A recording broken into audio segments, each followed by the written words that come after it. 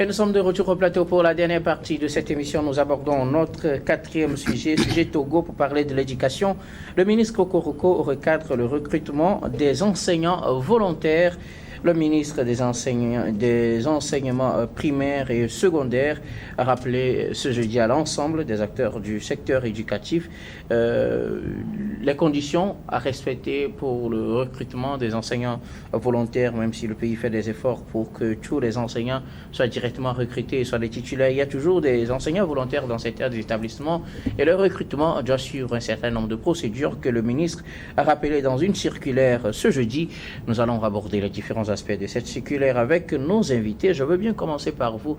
Bon enfant, à Bovie, les recrutements des enseignants continuent, mais il faut noter aussi que sur le terrain, les besoins se font sentir et donc la nécessité pour le moment d'avoir certains enseignants volontaires, même si l'objectif c'est qu'arrivé à un certain moment on puisse ne plus avoir d'enseignants volontaires, que tous ils soient des enseignants directement recrutés, agents de la fonction publique. Mais en attendant, pour recruter d'ailleurs des enseignants volontaires dans les établissements, il faut respecter un certain nombre de procédures que le ministre a rappelées dans sa circulaire.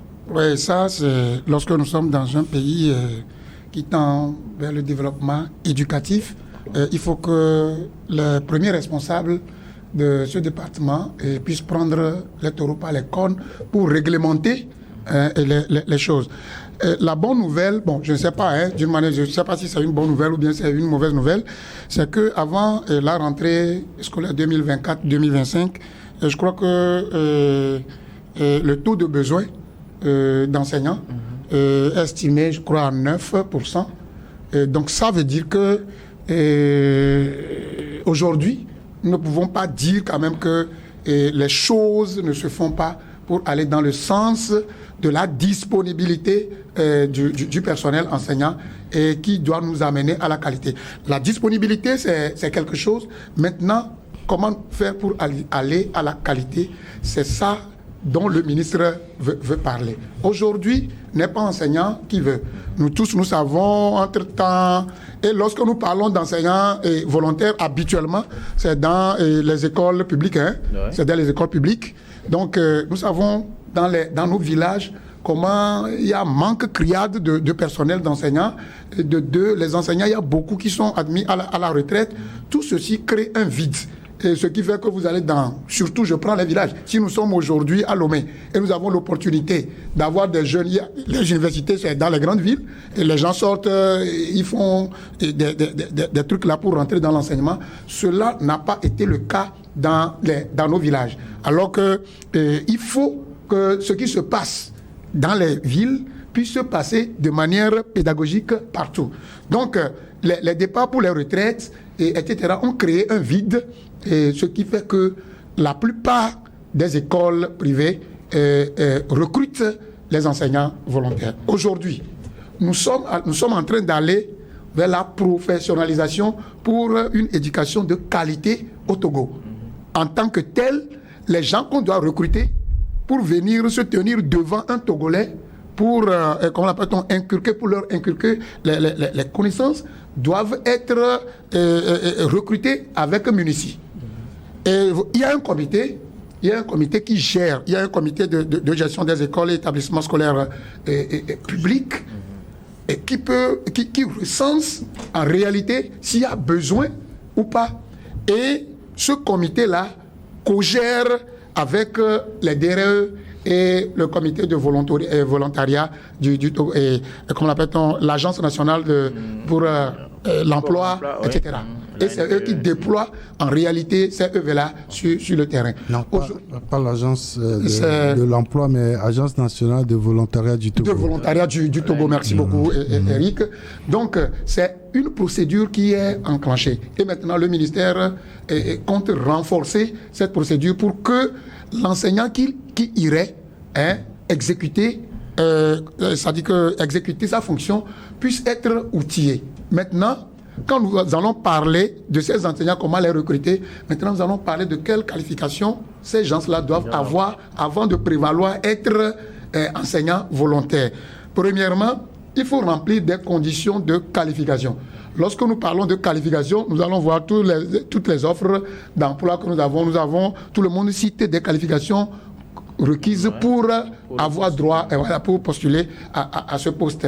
Donc, à cela, il y a encore d'autres paramètres que le ministre a demandé de prendre en compte, histoire de demander aux gens, aux chefs d'établissement aujourd'hui, que même s'il y a des besoins sur le terrain, les besoins doivent être recensés et envoyés au comité. Le comité doit, en ce qui le concerne, transmettre tout ça là à qui de droit pour un bon recrutement.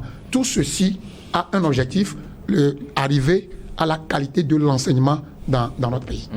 Merci beaucoup à vous, bon enfant Bobby. Je reviendrai à vous tout à l'heure. Si on a encore un peu plus de temps, Prosper Aboclou, une nouvelle circulaire sur le recrutement des enseignants volontaires, même si l'objectif c'est d'arriver dans un futur proche à ne plus avoir des enseignants qui sont recrutés de façon directe par les établissements et que tout se passe par les concours de recrutement au plan national. Pour le moment, il y a encore des volontaires sur le terrain et le ministre veut recadrer leur recrutement pour le moment. Oui, vous savez, le professeur Kokoroko, c'est quelqu'un qui travaille avec beaucoup de munitions, de contrôle. Il est partout à la fois. Donc, ce qui veut dire tout simplement que pour avoir la même mise sur le contrôle des recrutements, il a mis des garde-fous. Ne peut pas rentrer dans l'enseignement parce qu'on en a besoin. Celui qui n'a pas, justement, qui veut faire de l'enseignement son gagne-pain. C'est pourquoi il a tracé les trajectoires en passant par les directeurs régionaux de l'éducation. Il a cité un certain nombre de paramètres sur lesquels il faut poser les jalons pour y aller. Parce que ce n'est pas parce qu'on cherche des enseignants qu'on va aller prendre qui veut faire quoi. Donc, je crois il a basé cela sur l'expérience en le lisant sur les lignes. Il y a d'abord l'expérience. Quelqu'un peut ne pas avoir les diplômes requis pour les compétences, mais il est sur le terrain depuis longtemps en tant que volontaire. L'habitude fait aussi acquérir la compétence. Donc, il y a ça aussi. Il a mis en exergue donc le savoir-faire, la connaissance donc, du terrain. Et donc, pour lui, je crois quand même que c'est ce qui compte pour pouvoir arriver, puisque, vous savez, la plupart du temps, les gens usent des astuces qui font parce que, entre-temps, nous avons fait des enquêtes autour de la question de l'éducation. On a vu qu'il y a souvent des faux enseignants. Ça dit que certains qui ne travaillent pas, mais qui sont comptabilisés et qui émargent sur le budget de l'État. C'est des enseignants fictifs. Vous voyez à peu près des enseignants fictifs qui sont là. Il y avait une longue liste. Voilà, et que certains directeurs utilisent. Ils créent des écoles, ils subdivisent leur entité scolaire en A, B, C. Et ils créent des dépenses inutiles. Donc pour Kokoroko aujourd'hui, j'ai comme l'impression qu'il veut assurer que les choses soient faites dans les normes et avec assurance, avec vérité. Donc pour lui, pour que l'enseignant soit recruté, ce n'est pas un directeur d'école qui va tout simplement dans un coin là appeler quelqu'un, viens enseigner chez moi, et puis on négocie et on prend. Il faut passer par le circuit administratif, même si ce n'est pas jusqu'au ministère de la fonction publique. Il va falloir que au moins le représentant du ministère des enseignements dans une région qui est le DRE doit avoir la liste, la quintessence de ces listes-là, et à partir de là, lui, en tant que ministre des enseignements, peut avoir le contrôle. Donc, les critères sont là. Et maintenant, il y a aussi le critère d'âge, je crois.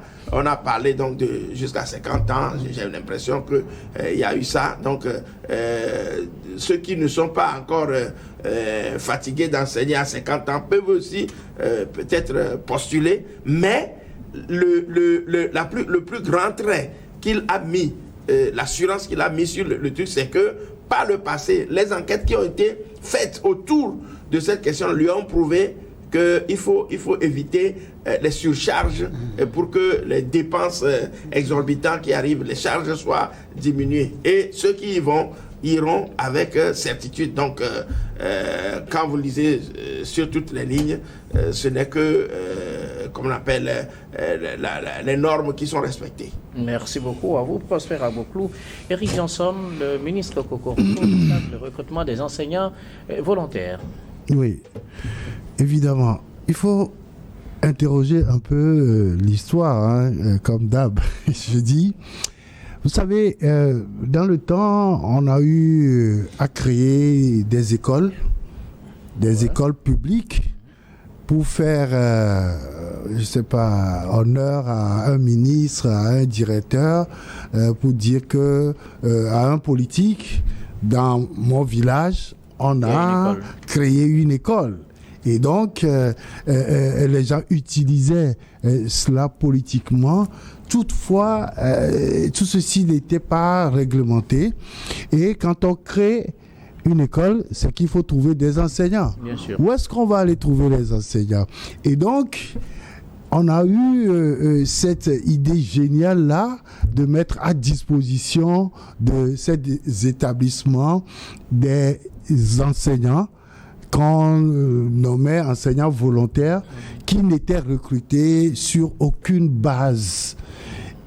On les recrutait parce qu'on a un besoin et tout de suite, ils prenaient la craie, mais ils n'ont pas la pédagogie nécessaire pour pouvoir enseigner. Alors, chemin faisant, on se rend compte qu'il y a encore des écoles qui se créaient, et Prosper peut me dire un peu, les édiles, hein, c'est ça? Les édiles. Voilà. Et donc, on créait ces écoles-là, on recrutait n'importe comment, mais toujours est-il que les gens, ils viennent de donner un exemple très palpable de la chose, c'est que on crée l'école, on ne tient pas compte du nombre d'élèves dans les classes, mais on crée un autre groupe. Et l'autre groupe, le groupe A est là, peut-être l'effectif n'est pas très grand ou est trop grand. On crée une autre école, on dit groupe A, groupe B, et après on va créer groupe C. Toutefois, on ne fait pas l'adéquation entre le nombre d'enseignants et l'effectif des élèves. On ne tient pas compte de tout ça. Aujourd'hui, il y a eu une enquête que le ministère a diligentée qui a permis de voir à peu près le nombre d'enseignants qui manquent dans les établissements publics. Alors, qu'est-ce qui a été fait? On a constaté qu'il y a des écoles où l'effectif n'est pas atteint, mais dans la même zone, il y en a 2, 3, 4 écoles. Et donc, on a décidé, ce qui a fait grand bruit, je donne l'exemple de Zalivé, où on a décidé de mettre ensemble 2 écoles et les populations se sont levées pour dire non, on ne peut pas faire ça. Mais si vous refusez, c'est l'État qui va envoyer des enseignants. Et donc, une école sera sans enseignants et l'autre aura des enseignants. Comment vous allez vous y prendre? Et donc, cet exemple-là a montré à suffisance que ce qui se fait aujourd'hui, où on regroupe des établissements et on essaie, par rapport à l'effectif des élèves, d'envoyer des enseignants dans ces écoles-là, a permis de faire forcément beaucoup d'économies pour le ministère. Aujourd'hui, avec ce qui se passe là, il y a des outils de gestion qu'on a mis en place, comme ce qu'on appelle l'équivalent temps plein. Ouais. Et donc, le GAP. Et l'indice de répartition régionale du personnel. Donc, cela permet de faire une allocation équitable aux établissements scolaires en fonction de l'effectif et des élèves, du nombre de classes et également de la disponibilité des enseignants. Et donc, avec ces outils-là, on arrive à envoyer des enseignants dans les établissements. Et donc, effectivement, après tout ce travail-là, on constate quand même qu'il y a, et Apovi disait tout à l'heure qu'il y a un gap de 9% par rapport à l'effectif d'enseignants sur toute l'étendue du territoire national. Donc, il faut trouver des enseignants pour couvrir ce gap-là. Et donc, je crois que l'État étant conscient de la situation, avec la décision qui a été prise que désormais, tout enseignant doit passer par une école de formation en bonne et due forme. Et donc, je crois qu'avec ça, il y aura des concours de recrutement pour effectivement envoyer les enseignants dans tous les établissements. Il y en a même. Il y a déjà les concours. Un concours qui est en cours. Et donc, voilà des outils qu'on utilise aujourd'hui pour pouvoir mettre à disposition des établissements les enseignants. Et donc, la décision prise par le ministère est de dire que désormais, s'il y a un établissement qui manque d'enseignants, il faudrait que cela se fasse par voie hiérarchique, en alertant la direction régionale de l'enseignement, qui, à son tour, va envoyer un courrier au niveau du ministère pour qu'on étudie les besoins réels dans ces établissements, dans les milieux où on doit les envoyer. Et donc, déjà, à partir de leur mécanisme de mise en place comment ils appellent ça? Oui, il y a un mécanisme qu'ils appellent le MEGAF ou quelque chose comme ça, qu'ils ont créé encore pour pouvoir recruter les enseignants et les mettre à disposition des élèves. Je crois qu'à partir de ce moment, il faut que chaque établissement qui a besoin d'un enseignant. Et Prosper a sorti, je crois qu'on avait déjà fait une émission là-dessus, j'avais donné des chiffres sur le nombre d'enseignants fictifs et tout ça. Il y a des gens à qui, quand on a fait l'état des lieux, on a demandé aux gens physiquement d'apporter leur dossier et tout. Ils ont pris leur retraite immédiatement. Oui, et qui continuaient quand même pas percevoir, alors qu'il y a des besoins. On peut recruter des jeunes pour les mettre à disposition de ces établissements publics. Juste une dernière question. Le processus tel que décrit, est-ce que cela ne va pas provoquer une certaine lenteur au niveau des établissements pour avoir des gens? Parce que s'il faut remonter l'information et jusqu'à ce que ça aille au niveau du ministère et qu'on redescende pour envoyer un enseignant volontaire alors que les établissements avaient l'habitude de recruter eux-mêmes, c'est vrai, cela paraît efficace, mais est-ce que cela ne va pas créer beaucoup de temps perdu pour trouver peut-être un enseignant? Alors, je parlais justement d'un mécanisme qui s'appelle la matrice de gestion des enseignants volontaires. Ça veut dire que il y a aujourd'hui l'Agence nationale de volontariat du Togo que le ministère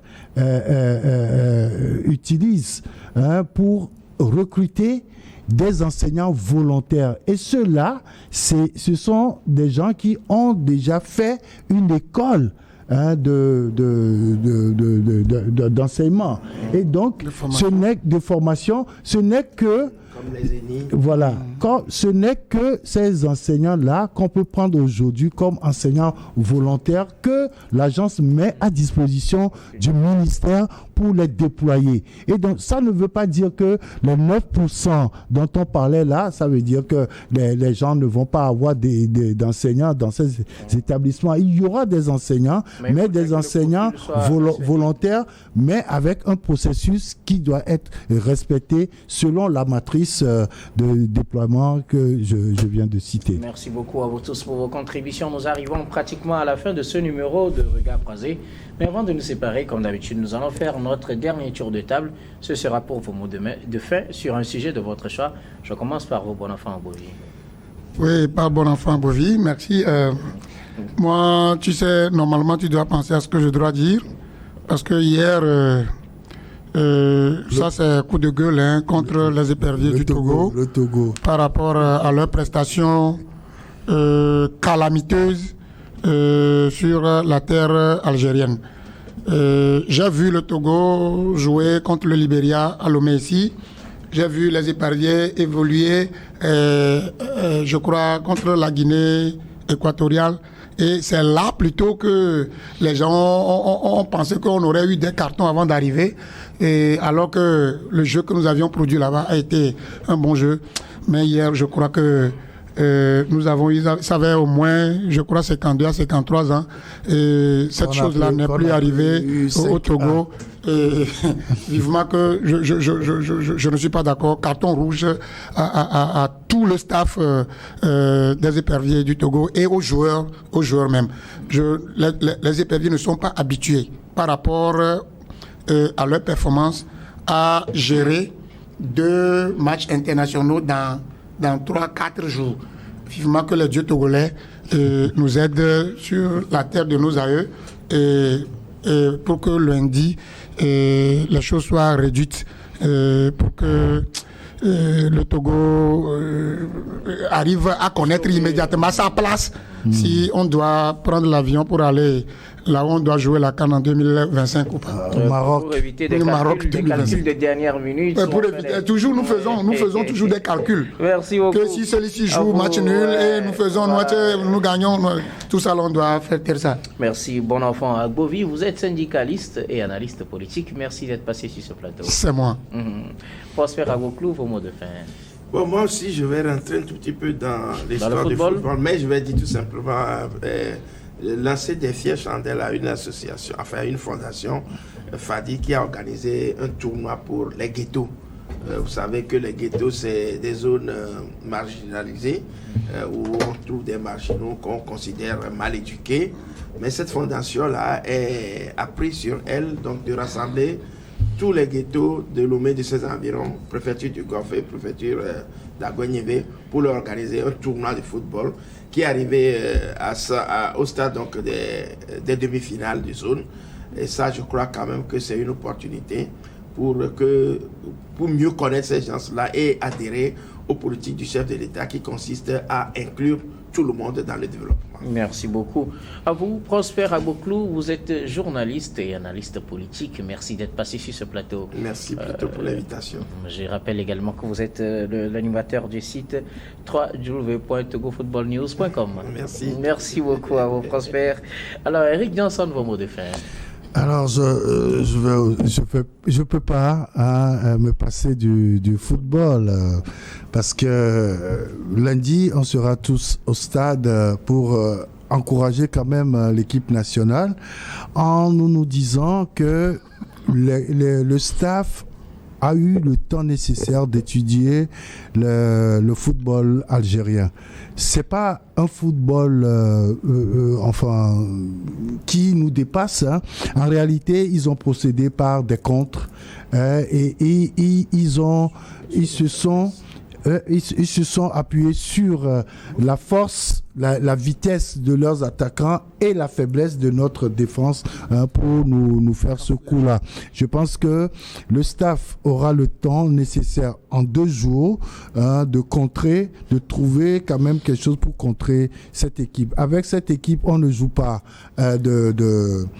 comment vous appelez, d'hors-jeu, mais on joue un football dur avec cette équipe-là.